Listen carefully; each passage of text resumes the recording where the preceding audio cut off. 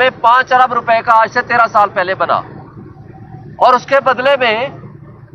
زرداری کی سندھ گورنمنٹ نے وہاں ملک ریاض کو کراچی میں زمینیں دی، جس کو سپریم کورٹ نے نوٹس لیا۔ آج تک کوئی کیس نہیں ہے، اس وقت بھی کوئی کیس نہیں ہے۔ پھر یہ جو این سی اے کے ساتھ معاہدہ ہے، حسن نواز نے ملک ریاض کو 9 ارب روپے کی پراپرٹی لندن میں 18 ارب روپے میں بیچی۔ یہ ہے اصل ایشو، یعنی وہ 9 ارب کی رشوت لی، جس کو این سی اے نے کہا کہ یہ سسپیشس ٹرانزیکشن ہے۔ اب اس 18 ارب میں سے اس کے اوپر تو آپ نے کوئی ایکشن نہیں لیا آج تک، نہ کوئی مقدمہ بنا، نہ اس کے اوپر ایکشن ہوا، نہ نیب بھی خاموش، ایف آئی اے بھی خاموش، ہماری ریاستی ادارے بھی خاموش۔ اس کے ساتھ گندم سکینڈل، ابھی آپ کے سامنے $1 بلین کی وہ فراڈ ہوا، اس کے بارے میں کوئی رپورٹ آج تک سامنے نہیں آئی۔ لیکن جب ریاستی ادارے، جب ریاست ہی اس طرح کی حرکتوں میں ملوث ہو جائے کہ وہ اپنی ایک ریٹ قائم کرنے کے لیے اور جو آنےسٹ لوگ ہیں ان کے خلاف ایکشن لینے کے لیے اس طرح کی حرکتیں کرے گی، تو لوگوں کا مسٹرسٹ ہوگا، اس ذریعے سے پھر انویسٹمنٹ نہیں آتی۔ اور اس سے آگے جو خان صاحب نے خود کہا کہ آج 2 بڑے معزز جج صاحبان، آپ کو پتہ ہے کہ راولپنڈی کا جج اعجاز آصف صاحب، اس کو ایس ڈی بنا دیا کیونکہ وہ انڈیپینڈنٹ فیصلے کر رہا تھا۔ اسی طرح سرگودا اور میاں والی کے کیسز جنہوں نے فیصلے کیے، اس جج کو محمد عباس کو بھی او ایس ڈی بنا دیا گیا، اور ان ججز کو نوازا جا رہا ہے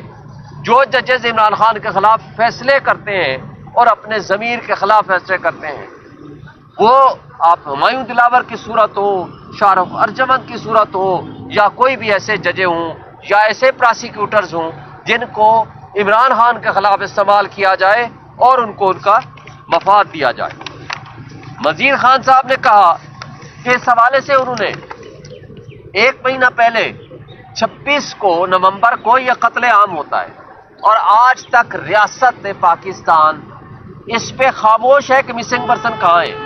انہوں نے کہا ہے جو مسنگ پرسن آپ کہہ رہے ہیں انہیں ڈیٹیکٹ ہو گئے، ان کی تصویریں جاری کرو تاکہ یقین ہو ان کے گھر والوں کو اور ہمیں بھی ہو، اور جو مسنگ پرسنز ہیں ان کو پروڈیوس کرو، اور جو شہداء ہیں ان کے خلاف ایکشن لیں، ان ظالموں کے خلاف جنہوں نے اس وقت ان معصوم لوگوں کو شہید کیا سنائپرز کے ذریعے۔ اور پھر اس کے اوپر جب ہم یہ مطالبہ کرتے ہیں کہ پولیٹیکل پرزنرز کو آپ ریلیز کریں اور آپ اس پہ جوڈیشل کمیشن بنائیں، تو آپ اس کے اوپر کچھ بھی نہیں کرتے 1 مہینہ گزرنے کے باوجود۔ اس لیے خان صاحب نے آج کا الٹیمیٹم دے دیا ہے کہ اگر کمیٹی بن گئی اور انہوں نے سنجیدہ مذاکرات اس موضوع پہ کیے تو یہ کال جو سول ڈس اوبیڈینس کی ہے وہ کال آف ہو جائے گی۔ ادروائز انہوں نے جو اوورسیز ہیں ان سے وہ مطالبہ کر دیا ہے کہ اپنے وہ ریمیٹنس نہ بھیجیں۔ اور اسی حوالے سے خان صاحب نے جو فردر فرمایا ہے وہ بھی میں آپ کو کہہ دوں کہ دیکھیں، انہوں نے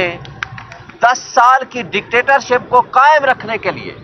پاکستان کے تمام ادارے تباہ و برباد کر دیے، ان کو بے توقیر کر دیا ہے۔ آپ کے ہاں پولیس نام کی کوئی چیز نہیں رہی جو انڈیپینڈنٹ امپارشل جرائم کے خلاف کوئی ایکشن لے، بلکہ ان کو سب کو، خواہ وہ دہشت گردی کی عدالتیں ہیں یا دہشت گردی کی جو پراسیکیوشن کا ڈپارٹمنٹ ہے یا ان کی پولیس ہے، ان کو صرف پی ٹی آئی کے خلاف لگا دیا گیا۔ تو اس طریقے سے ملک کو ناقابل تلافی نقصان پہنچا ہے۔ آئی ایم ایف کے ایڈوائزر نے یہ کہا ہے، محمد سعید نے، کہ جناب جب عمران خان کو ہٹایا گیا تو اس کے اوپر $42 بلین کا لاس ہوا۔ تو پاکستان کو جس طرح ایک دلدل میں دھکیلا جا رہا ہے، جس طرح کی ہیومن رائٹس وائلیشنز ہو رہی ہیں، تو کون یہاں انویسٹمنٹ لے کر آئے گا؟ تو لہذا یہ جو اس سے پہلے ایک آس اور امید تھی کہ قاضی جو سہولت کاری کر رہا ہے اس کے جانے کے بعد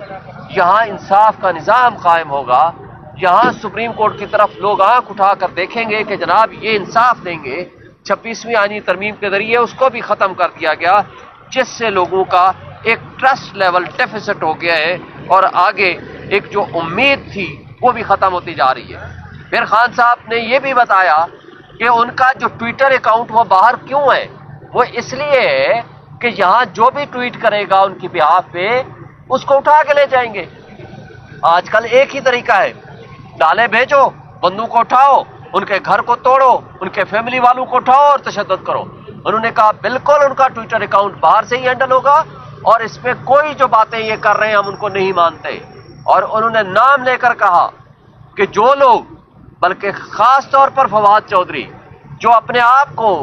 عمران خان کا نام استعمال کر کے یہ کہتا پھر رہا ہے کہ میں بڑا ان کے ساتھ ہمدرد ہوں یا پی ٹی آئی کے ساتھ ہوں، ان کا ہم سے کوئی تعلق نہیں ہے۔ جو بھگوڑے اس وقت چھوڑ گئے تھے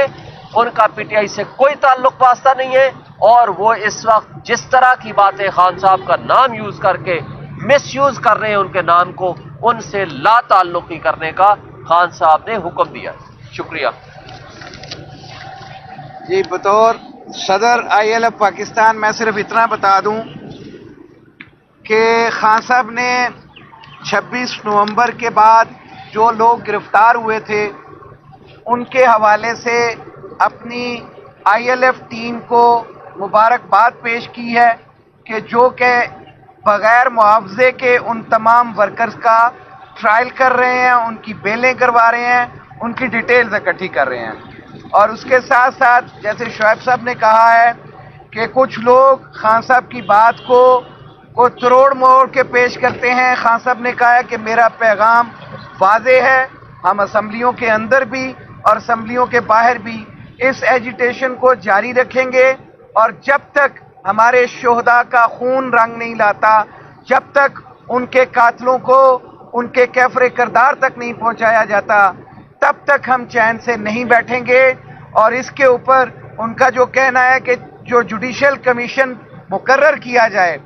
اور 26 نومبر کے حوالے سے بھی اور 9 مئی کے حوالے سے بھی، اس کو آج دوبارہ انہوں نے ایمفیسائز کیا ہے۔ اور خاص طور پہ خان صاحب نے 26ویں آئینی ترمیم کے حوالے سے بھی کہا کہ جس طرح سے نظام انصاف کا قتل کیا گیا ہے یہ کبھی بھی سسٹین نہیں رہ سکتی، اور اس ملک میں انصاف کا نظام قائم ہوگا اور ظلم کا نظام جو ہے وہ ختم ہو جائے گا۔ اس کے ساتھ ساتھ جیسے شعیب صاحب نے کہا کہ فواد چودھری صاحب جو بڑی باتیں کرتے ہیں بطور سپوکس مین بن کے 1 منٹ کی ملاقات کے بعد، تو وہ ہمارا کوئی تعلق نہیں ہے اس سے، ہم اسے ڈس اون کرتے ہیں، اور وہ فیصلہ جو پارٹی نے کیا، جو خان صاحب نے کیا، ہم سب مل کے اس کو اون کریں گے۔ ہم اسے ڈس اون کرتے ہیں، اور وہ فیصلہ جو پارٹی نے کیا، جو خان صاحب نے کیا، ہم سب مل کے اس کو اون کریں گے۔